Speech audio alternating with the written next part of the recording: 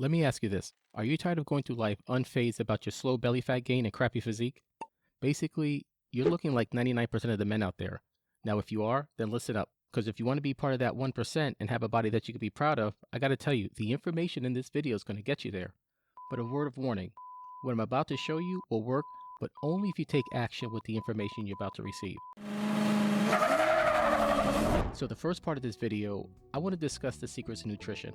Now, you can have the most attractive body, but it won't stay that way for long if your health isn't in a good place. That's why you have to eat the right foods that do both, keep the fat to a minimum, and keep you healthy in the long run. So what foods should you include? Foods like fish, red meats, poultry. Fish like tuna and salmon are perfect for your omega-3s. Both white and dark meat chicken are also great choices of protein. Just make sure you remove the skin to try to keep those fat levels down. Red meats are great sources of protein. Again, just make sure you choose the lean cuts and avoid that excess fat. In terms of carbohydrates, you definitely want to go with whole grain oats, quinoa, whole wheats, brown rice. These are really good long-acting carbohydrate sources. One of my personal favorites is eating a bowl of oatmeal every morning about an hour right before my workout. Now, if you're wondering, what in the world do I make quinoa with? I'm going to leave a link in the description below for you. You'll love it. Take a look at this right here. It's one of my favorites. Okay, so let's not forget about the fruits and vegetables. Fruits like apples, grapes, avocados, bananas. Fruits provide different nutrients that'll keep you healthy. Vegetables like broccoli, spinach, kale, green beans. Most people don't associate vegetables when it comes to muscle building, so why are they on the list? Easy. Eating vegetables is one of the most basic ways of boosting your diet. So remember, like I said earlier, it's not about how you look, but also it's about being in it for the long haul. So I will say this next protein source does stir up a little bit of controversy and does have some misconception associated with it. That's going to be whole eggs. You can never really have too many eggs, especially when you want to gain lean muscle. So I have one more on the list that I think you're going to enjoy, and after that, I'm going to tell you exactly what to do with this information. Now, if you're a vegetarian, you can still build muscle with legumes or beans. So take a look at this. I want to share with you a really good chickpea salad recipe. The first thing you want to do is go ahead and cut up some red pepper, some parsley, tomato, red onion. Go ahead and add your chickpeas, feta, and for my dressing, I like to mix some fresh lemon, olive oil, oregano, add some salt and pepper, and you have yourself that chickpea salad. This is definitely high protein and high fiber, so it's going to help you build muscle. I just gave you a list of foods, and you're probably wondering, what am I going to do with all this information? So let's go ahead and put it together. First thing you want to do is plan ahead. Create a weekly meal plan, get a grocery list together so this way you can get ready for the week. The food choices, you definitely want to choose lean protein. So some of the protein sources you should choose are sources like whey protein, plant-based protein, casein protein, eggs, lean, red meat, chicken breast, and so on. The goal in every meal should be to have at least 30 to 40 grams of protein. It's also important to determine exactly how much of this food you're going to need to eat. The amount and the quality you take in is definitely going to determine your body composition goals. In other words, what you eat determines exactly whether you gain, lose, or maintain weight. You definitely want to manage your carbohydrate intake. Not all carbohydrates are created equal. They're categorized into two types, simple and complex. Now, the simple carbs are pretty much fast digesting carbs, meaning they quickly increase your blood sugar levels. Meanwhile, complex carbs like quinoa, beans, and oatmeal, like we talked about earlier, take a little longer to digest, but this is definitely going to help curb that spike in sugar levels. There's a time and a place for simple carbs. Usually the best time is right before or after your workout. But for major meals, always go for complex carbs, and since the goal is to gain lean muscle, you should aim for about 2 grams of carbs per pound. So a 175-pound male would require about 340 grams of carbs. One thing we haven't talked about is water. Don't forget your body's primarily made up of water, but yet drinking water is probably the most overlooked aspect of muscle building. I know for me it's definitely something that's difficult and I'm constantly having to remind myself to get enough water. A good rule of thumb is about 2 liters of water a day. If you could do more, that's great. While plain water should be your go-to, you could also drink lemon water or even coconut water. So we're about to get into these exercises, but before we do, I want to talk about one last thing. I want to talk about your micronutrients. I want you guys to pay attention to your macros. For one thing, the micronutrients are the ones that are going to facilitate the processing of your macronutrients like protein.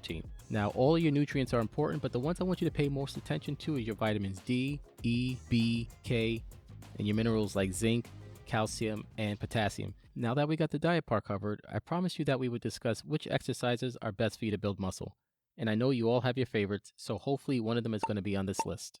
Are one of your favorites the deadlift? If it is, that's a good choice. The deadlift is one of the best exercises to get big. It's a full body exercise that targets several muscle groups all at once. When it comes to the deadlift, you really have to pay attention to technique to avoid getting hurt. So to avoid this, I want you to pay attention because I'm going to do my part to explain how to perform the deadlift. First, step up to the loaded barbell, start with your feet shoulder width apart and your feet underneath the bar. Keep the shins either close to or touching the bar. Push your butt back and hip hinge at the waist. Bend down and grab the bar on both sides of your legs using an overhand grip with both hands. Keep your hips lower than your shoulders. Squeeze your shoulder blades back together and keep your abs tight and your neck in a neutral position. Keep the barbell close to you throughout the movement. Push your feet through the floor and pull the barbell back up. Avoid lifting your hips before lifting the weight. The entire body should come up at the same time. Next is the chin up. I can honestly tell you, the chin up will not disappoint you if your goal is to look as good as possible. The chin up simultaneously trains different muscle groups such as the back, biceps, shoulders, and abs. Now, let's take a minute and go through the steps on how to perform a chin up. Number 1, grab the pull-up bar with an underhand grip. Number 2, hang at arm's length, pointing your legs slightly out in front of you. Number 3, press your thighs together and flex your abs. Doing this will help stabilize your body during the workout and avoid excessive swinging. Number 4, pull your elbows to your ribs. Squeeze your shoulder blades together and pull yourself up.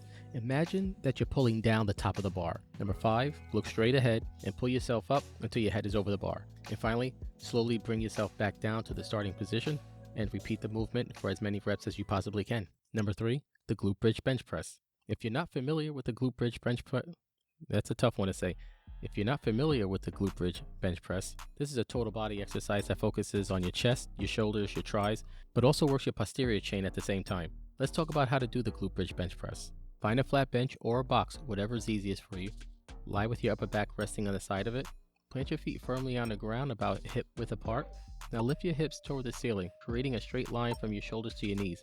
This is where your posterior chain kicks in to keep you stable. Do not allow your body to bend at the waist. Grab the dumbbells and place your elbows at a 45-degree angle. This is going to help you protect your shoulders during the lift. Now lower the dumbbells toward your chest while keeping your glutes engaged in the bridge. Now during the pressing motion of the dumbbells, I want you to focus on squeezing that chest muscle to increase that contraction. Now lower the dumbbells back to the starting position and repeat the movement for the desired reps and sets. So this next exercise is a pretty popular exercise, and at least in my gym, there's always a line for the machine. This next exercise is called the leg press. The leg press targets the lower body muscles such as the quadriceps, hamstrings, glutes, all at the same time. What I think you'll like about the leg press is it allows you to easily place your feet in various positions which work different areas of the legs. By placing your feet shoulder width apart in the center of the pad, that's great for overall development. Adjusting the feet a little higher in the platform targets more of your hamstrings and your glutes, and bringing them back to the center position, but this time closer together, targets more of your quadriceps. The leg press is a fairly easy machine to use.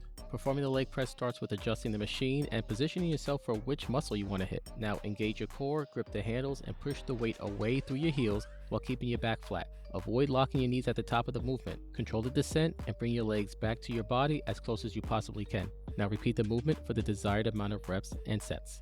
If you watched any of my videos on the lat muscle, the dumbbell row targets the lat muscle in a very similar way. The dumbbell row is a compound exercise. It works primarily the major back muscles, including the latissimus dorsi, the trapezius, and the posterior deltoids. It stretches the lat muscle under load, which definitely stimulates the lat muscle for growth. You can do a dumbbell row just about anywhere. You can use the back of a chair, a box, a bench. You can use the dumbbell rack in front of the mirror, blocking everybody's path. We'll save that for another day, but let's go ahead and give you an example using the bench. Start by placing a dumbbell on the floor beside the bench on the right side. Stand facing the bench and put your left hand and your left knee on top of it. Position your back flat and parallel to the ground, slightly bending your standing leg, and then grip the dumbbell with your right hand. Inhale and pull the weight by driving the elbow back. So here's another tip. Try your best not to curl the weight up with your bicep. Think of your hands as hooks and pull with your elbow.